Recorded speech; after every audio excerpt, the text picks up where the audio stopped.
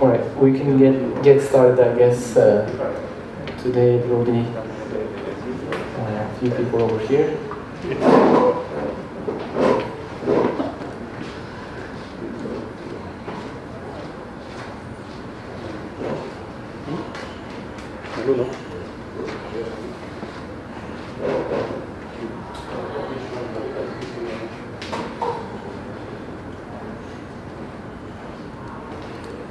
Okay, I guess we can get started.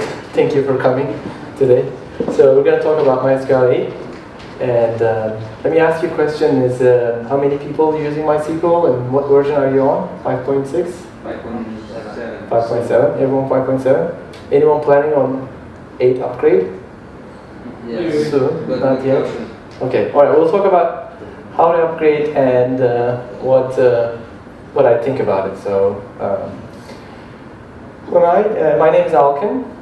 I'm currently located in Istanbul, Turkey. I work from Istanbul, and I do forget about the sailing and everything else, but I do open source databases mainly on MySQL, and do global operations. I run a team of engineers, and we do managed services, and deal with a lot of cloud infrastructures, mostly in AWS. And we speak and share our knowledge in conferences like this around the world. And you can reach me on the Twitter handle over here. This is my account. I will share the slides. So where I work is Percona. I'm a senior technical manager.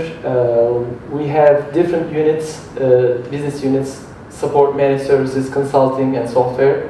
So I'm in the managed service area, but Percona is actually providing solutions for MySQL and MongoDB, doing support over MySQL, MariaDB, Cloud, RDS, MongoDB, and Postgres. And in business over 10 years, we have a lot of customers, support, managed services, and is any of you are Percona customers? Yes. All right, good. So you know about Percona, and that's really great.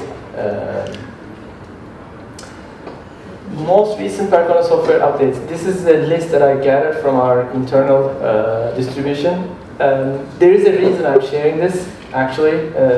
Why I'm sharing, we'll talk about it. Percona server for MySQL is out. It's 15.6, the version.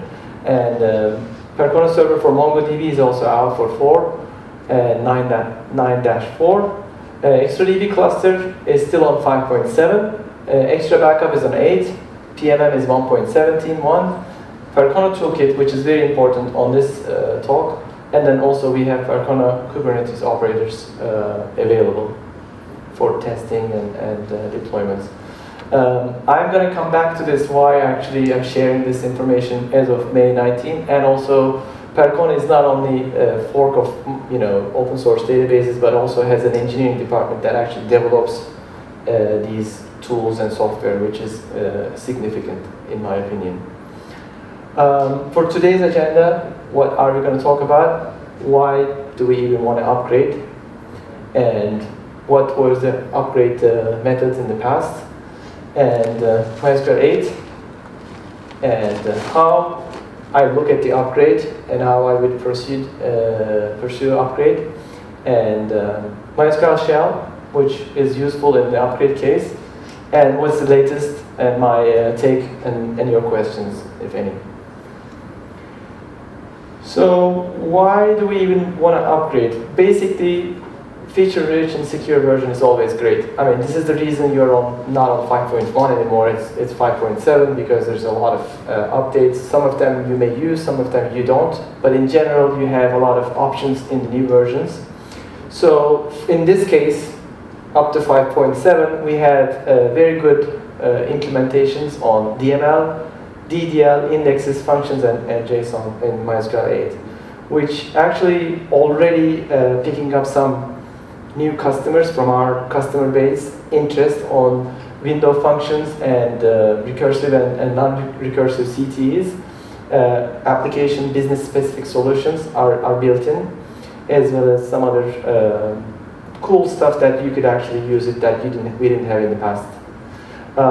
It's better, There's a lot of features that are actually better than it used to be. For example, GIS, if you have special systems that you're actually location-based application that's pointing, up until 5.7, you were pretty much in two-dimensional.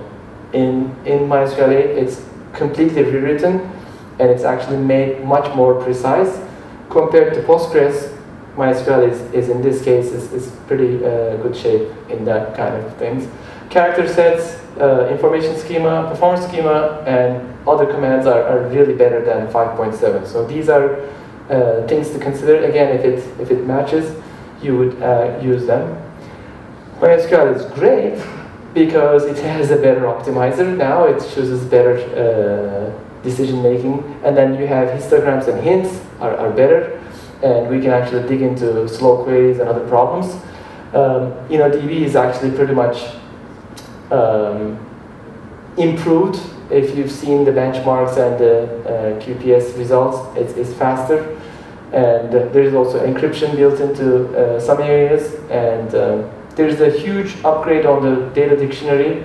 The upgrade method is different. Replication, group replication are revamped, and again there's the security update, which is a different talk. I think Colin is doing another talk about security updating, and he talks about, I also given a talk before about all the security features that are coming up to 8.0, and I've also put a link over here that actually all the features in this slide. So when you download the slide, you can click on it and then see the full list of things, which is amazing study material if you were to upgrade in any way or whenever. So what are the pros to upgrading new version? When we think about all these features, okay, maybe you don't need all the features, but you still have a business-specific need, which in my case right now, none of my customers are actually jumping into 8.0, but our customers are generally pointing to business-specific solutions like CTs or window functions or functions that are actually beneficial for their application.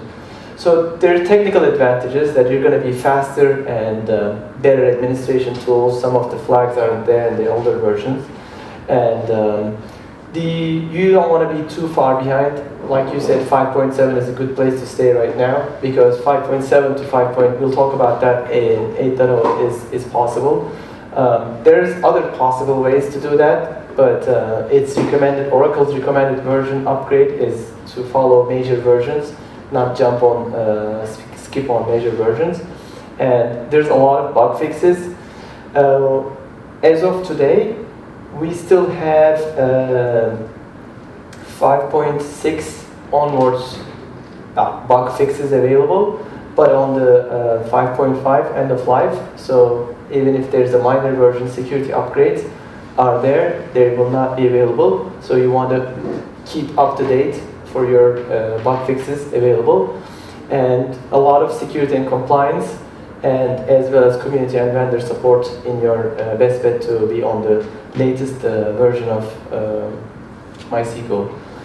This is important. We value community and vendor support, and the more you're up to date, the tooling know-how will be better, and in that case you will have a better support if you were to stay in older version. What happens is a lot of the time our support gets a call from older version of MySQL and they have run into issue. The first thing we say is, like, did you upgrade? Like, what's your version? What's the latest one? This was fixed in this release, this was fixed in that version. And to avoid that kind of conversation, you might want to keep up to date with the upgrade. So that's the pros of upgrading. Let's talk about, because it's not always green on the other side of the fence. There is a risk of hitting unknown issues, which you want to be on a stable version of your software. This applies for all the software upgrades, so it's not only MySQL, Postgres, or anything like that. There could be different behavior and results. It could be slowing down things, causing other problems, and things that you haven't thought about before. In this case, there's the SQL mod optimizer and character state changes in that new version we talked about, so you have to control all of that. That's a risk. amount of time and material needed for an upgrade project. So how much is our efforts that will cost to get to a new version? That is a consideration. Why I say that? Because it's not always a small cluster. Some customers, some businesses have gazillion of them, and it takes a lot of time to test all the business units, all the application side. There will be planning on downtime if there's any like switch over, fail over, that kind of stuff. So that's a risk. And right now, downgrade from 8 to 5.7 officially is not supported. There is a way to do that, which we'll talk about it, but not going to get into that too much. It's a general best practice having an alternate rollback plan on any implementation or any change that you do in your production. So these are the risks that are in there. So let's get into upgrade. So how we always upgrade? How did you come to 5.7? The good old-fashioned way, it may not apply for in this case. So traditionally, what we did is we did major version upgrades from 5.0 onwards. I did not go back in time in 2 decades, but let's take the last decade of 5.1, 5.5, 5.5 to 5.6 is the 5.6 to 5.7 is the recommended method. So even if you were on 5.1 right now, current method, Oracle recommended or industry standard method is 5.5 to 5.6. And 5.6 to 5.7. So basically, in this order, you would upgrade. We would never recommend to go from 5.1 to 5.7 or 5.5 to 5.7. We would do it in stages. Although there's a way to do it, it's not recommended. It poses more risks than it will be there. So, since most of you are already in the latest version, it's not apply, but we just take it these steps over here. We'll take it consistent shutdown of the server and swap the binaries and adjust the configuration and then run the MySQL upgrade, which may be time-consuming at times, depending on data size, and restarting the MySQL server, which causes additional downtime. MySQL upgrade can be run only on the system tables to avoid scanning of all tables. Why I say that? Because we have seen customers using many tables, millions if not. It will take a long time to scan through all the tables. And then we would restart, depending on how many servers you're upgrading, restarting cycle, you have to synchronize that. So this is how we did it in traditionally. I wanted to take a 10,000 feet overlook of upgrade process. So what we would do in normal cases, testing and a lot of testing. So I put that as a red in the top, and then do your testing, make sure your queries are compatible, slow queries are scraped. PT upgrade, which we will get into that. This is the reason I actually highlighted the Percona toolkit, because PT upgrade is provided built into the Percona toolkit, and you would want to definitely incorporate this in your testing cycle, and then use MySQL Shell help. There are a couple of techniques that you can do. You could do side by side or in place. In place is possible. Side by side is somewhat I've seen more in the case of upgrades, because you usually upgrade into a new environment, and then while running the existing one, you swap over to the new one instead of running an existing one. But these are the two methods that are very common. And the cutover could be fail over to a new topology right away, or migrate over a time, like a microservices or a business services. Like you might want to upgrade your HR application first, run it there for some time, troubleshoot, set up your monitoring, set up your alerting, set up your backups, and then migrate over a time for your other clusters. So this is the other technique that you might want to do the cutover.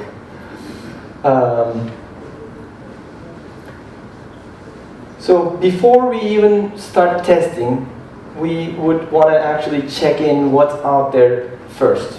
The first thing is to read the release notes. So release notes will give you what is changing and what is coming up in a new version. It will give you an idea on the changes in defaults. of course, the features of new version, which we actually scanned through in the first part of the talk. These are the important tasks. The other part that you might want to pay attention is the removed syntax. Deprecated functions, in this case, I mentioned the earlier version of JS functions are kind of redone, and there's a lot of stuff deprecated. Data restrictions, new keywords, and the change behavior. So you might want to check these even before you start it, because instead of doing testing cycles and hitting these issues over and over again, this will save you time and material. So the testing phase. So before the upgrade, we have to do testing, and then the testing phase is in two parts. So you could set up slaves as replication.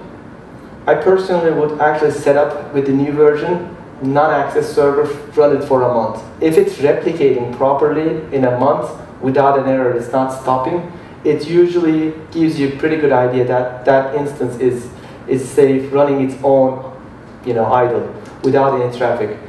And then you can start your retesting over it. There's retesting in batch, retesting in random. You could put it on your QA and dev cycles if there's availability on that. And then you can verify your schema and connectivity. This will give you like whole idea of if that schema is compatible with that new version or not, after checking all of these. So again, double checking everything that's working. There is a method to divert traffic using proxy SQL. There's a mirroring option.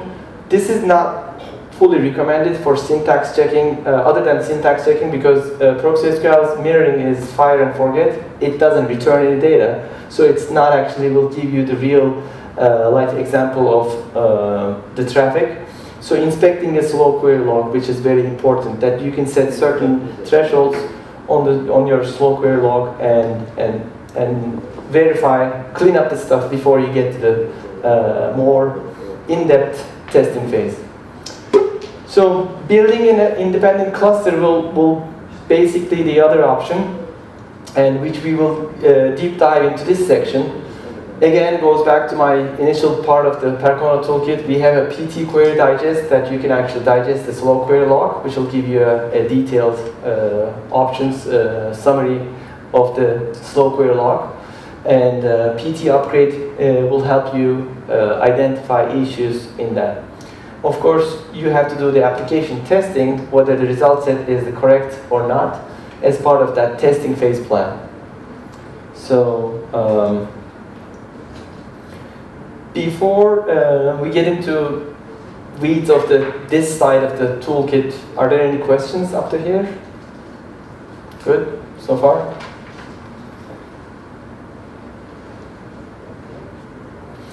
Okay, so PT upgrade, I put a link over here. It's a Percona toolkit, and I have confirmed that it is compatible with 8.0 also. But this would run mainly on your existing cluster and then the new cluster that is set up on the new version. And to be perfectly honest, we would do the same thing on 5.6 to 5.7. So there's no change in the traditional way of doing that in the application testing. What it will achieve, it'll give you query execution time, row count, and the checksum. So if there's any difference, that means your version of that MySQL is not compatible with the existing one to the new one. And then how does it work? There is a writer handle, and on the master write, you can run it on that. And the reader handle on the slaves or on your read application, just the read queries, and a master reader and reporting reader. So on the master side, you have the writes coming in and the reads coming in. You could actually separate these out and then take a report off of it. So all my insert, update, deletes, and the execution time, row counts, and checksum that are coming to master, as well as all my reads that are coming to master, which is all the selects that is hitting the master server. Which generally we don't do that, do a read-write split, run the queries on the slaves. But in this case, you have these options to do that. So how do we actually do the steps on the PT upgrade, the high-level version of this? You set up 2 slaves on the same hardware on the MySQL 8, and then capture queries on the long query time for 24 hours. This is very conservative in 24 hours. If you did that on existing cluster, 1 to 2 hours of peak time is usually enough to capture everything, because you're capturing everything. 0 means everything that is coming into the server. And after capturing that, you can detach those slaves and then run the digest on that query that you captured and generate that. And then you can run the PT upgrade. And the first run is basically warming up your buffer pool, so we recommend to run it again. And then you review and analyze the results. So this is the PT upgrade step. Again, this is what we would do for 8 that'll upgrade, but this is what we would do for 5.7 upgrade also. It'll apply the same thing. And again, repeating this over and over again with the testing phase is very important, other than the checking the release notes and everything else. So in the details, how does the digest works? You just digest the slow query log that you captured. Peak time 1 or 2 hours, 24 hours in general. It depends on. Of course, you have to watch out your disk utilization. It's going to hit hard, and it's going to be like there will be some overhead to capture everything. And then you run the PT upgrade and get the PT upgrade results to an output file to analyze. And also the read-write, so the first one by default is actually read-only, all the selects. The second one is the read-write one. The only difference is on the same slow query log, same digest, ran twice, and then read-only, no read-only flag will allow to run the updates and deletes and inserts on your test server. And then we'll generate the results off of it, and we will actually look at over here, query execution time, row count, and the checksum will be reported on that file. And so in summary, so we're capturing the log query time 0, and then preparing file for the PT upgrade testing, and then stopping replication in both servers at the same position, of course. And there's a way to be on the same position, and then running the PT upgrade test. So this is the summary of that.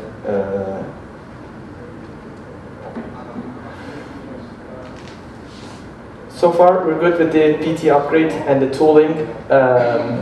So MySQL Shell, I wanted to make sure we actually cover MySQL Shell over here, because it does have some nice things.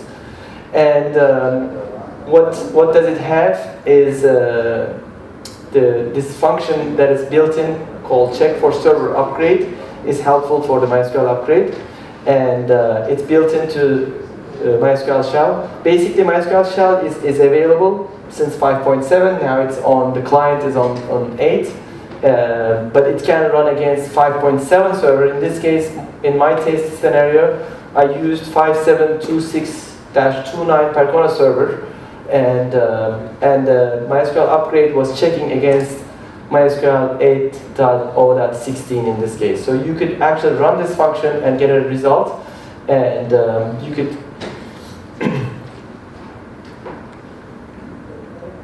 basically get the result, a high-level result of your check, and this will allow you to go back and verify a few things. So I have more things to say about MySQL Shell, which is the author over here sitting with us. Fred has MySQL Shell and MyDBA. He's got some functions built in, so you can analyze and get some functions running using MyDBA toolkit. There's a link over here in his GitHub page. You can install it in the MySQL Shell and run it against the existing server. Of course, you could do your own coding if you're more dev than ops person.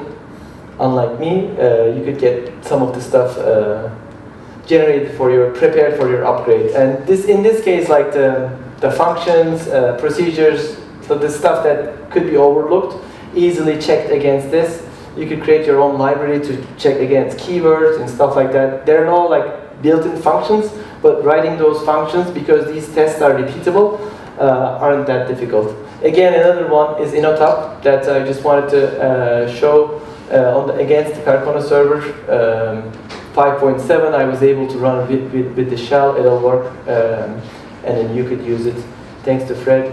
He accepts contributions to these tools, openly invited us. I didn't have time to do that, but I have some ideas. Then hopefully in near time we'll add some stuff that is helpful for the upgrades or the administration of the database. And again, there's a link over here. When I upload the slides, you can actually download and check it.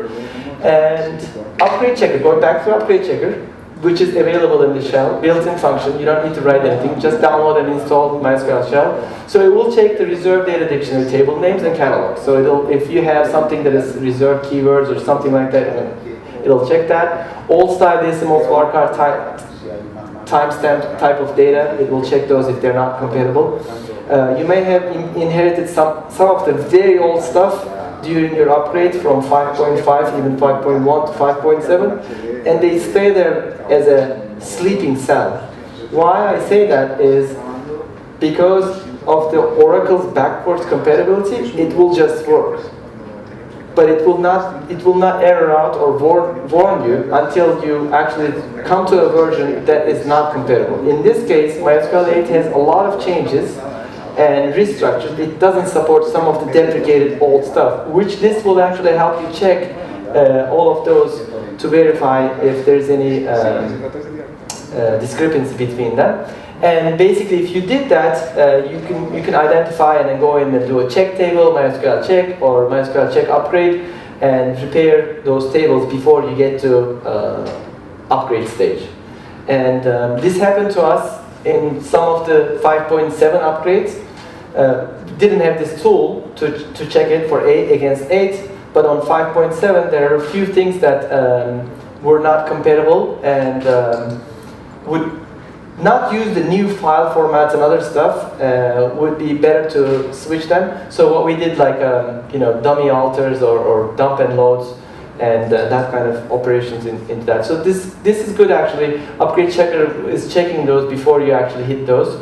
Again, there's partition tables changes, and you might want to verify those. You might want to verify those, and upgrade checker will report those if there's anything that is pending.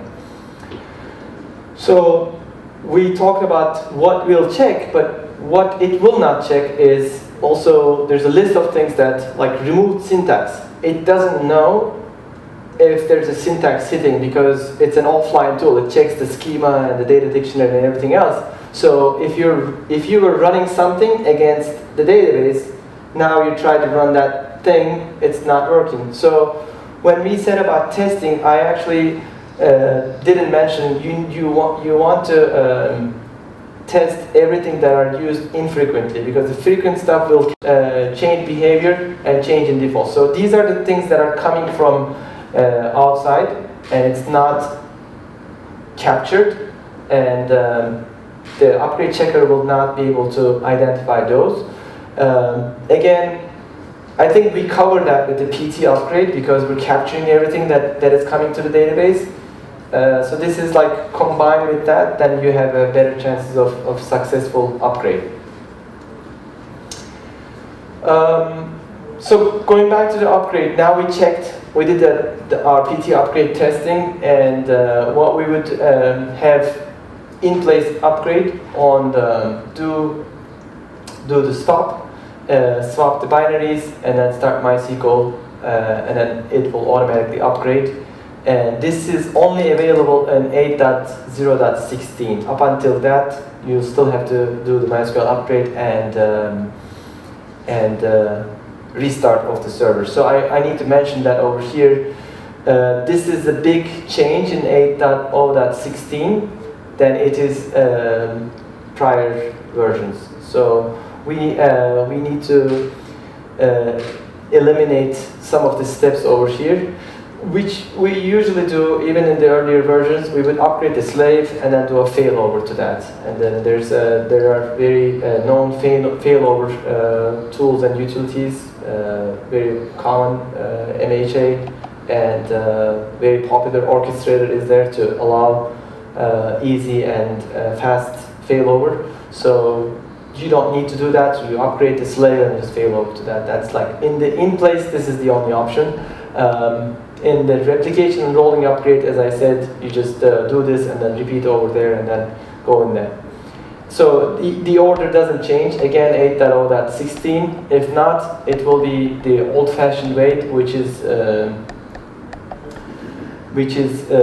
you just do shutdown, set it to 1, set it to 0.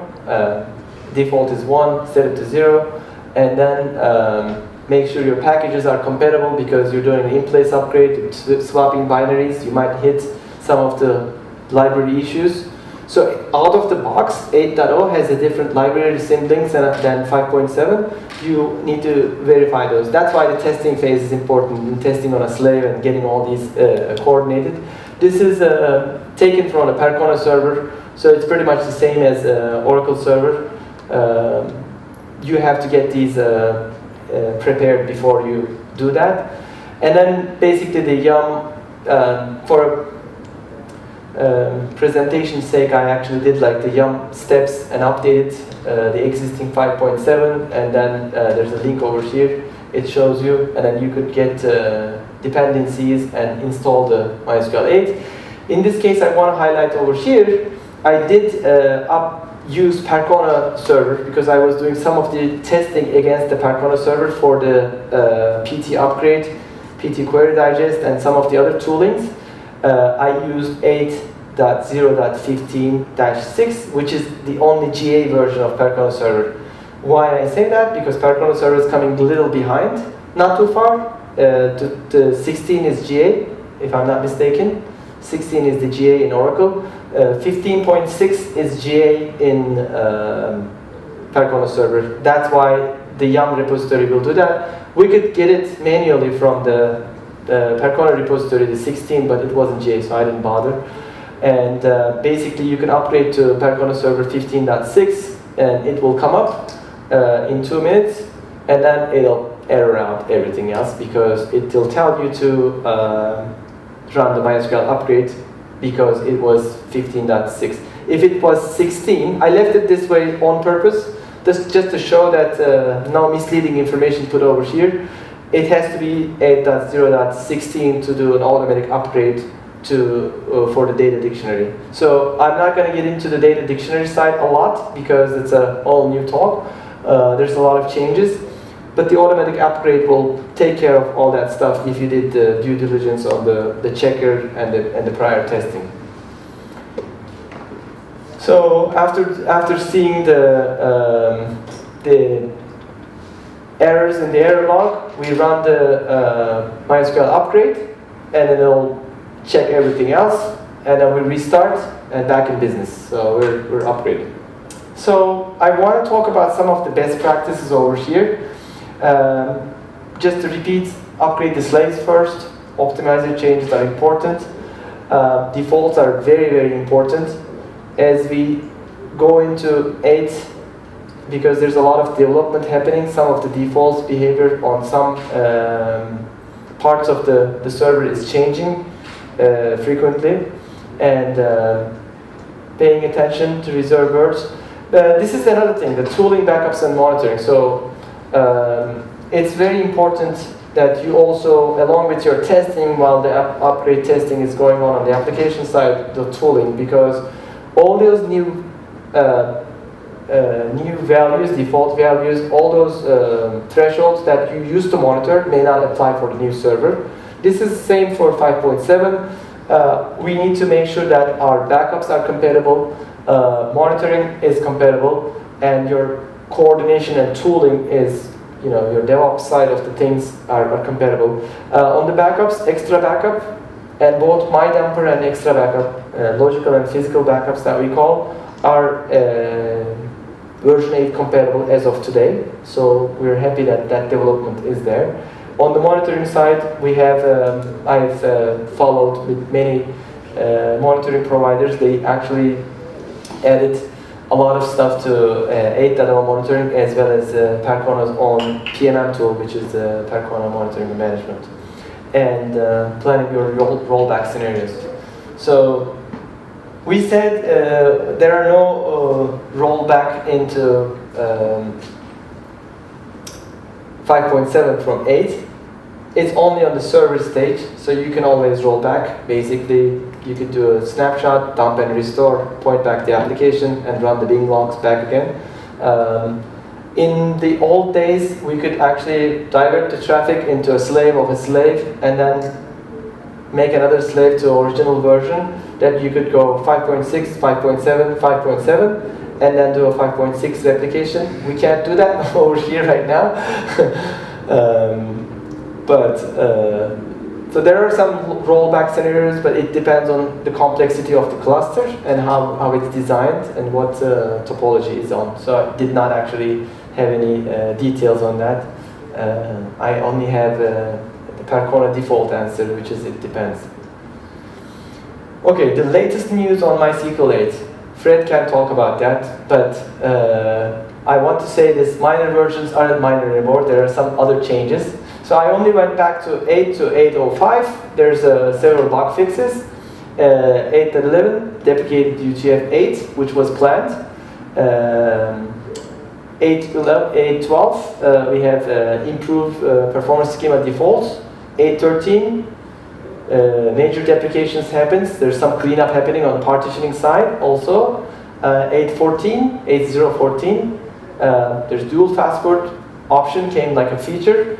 8.15, there's important bugs fixed. I'm not going to get into those, but there's a group replication, there's some Docker, and there's some of the metadata boxes that are fixed. I put the links over here for all these release notes to check it, how the developments are. But this actually picture shows you there's a lot of activity happening in 8.0, which is great and also important to monitor. And 8.16 had account management updates and also deprecation of MySQL upgrade, which we mentioned several times in this talk. And now we don't need to do that. And 8.17 and 18 are out there, but they're not GA yet. So there will be some developments, fixes, and changes in those. And please follow Fred also for the latest and greatest news on the 8.17 and 18 updates. So what is the Percona server doing over here? There is some improvements over the stock MySQL. It comes with, there's some tunables that are actually built in. There's some binary logging encryption, which is for security. On the community edition, against the community edition, of course. It has additional storage engines, and there are some improvements on the InnoDB full text. There's some extra functions and improved diagnostics and improved instrumentation, which is actually on the slow query log, which the digest can use. And if you run PT query digest against the slow log versus Percona server and Oracle stock, there are some other additional metrics that you can see, which actually PT upgrade also can use. So Percona server link over here. This was .13, so that's the most this update for that. There will be some updates as it goes along. Again, it's following a little behind because of these and the tooling around it. So I want to make sure that I highlight that over here. So Percona Live is coming to Europe very soon. This may not be June 21st. It will be early next week. I just got an update on that. So there's minor changes on that, but the call for papers are open. It will be in Amsterdam between September 30th and October 2nd. So We have a community blog. If you want to blog and read and contribute on the forums, please do that. We also are hiring, and I want to plug that in over here, that there's some positions open. If you refer someone, you are eligible for some bonus. Like you don't have to work for Percona to earn that. And if you refer any of those positions, your friends, you could do that. And I put some references and links over here, so you can actually reach out the information, some of the details in this talk. And also I want to give credit to Fredit for answering my numerous questions, because I actually bothered him a lot. And my team at Percona did review my talk and contributed and gave me some feedback about it, which I really appreciate, because second set of eyes is always good. Few points that, talking points that they helped, because they are the ones actually doing most of these during day-to-day operation. And thank you very much for listening.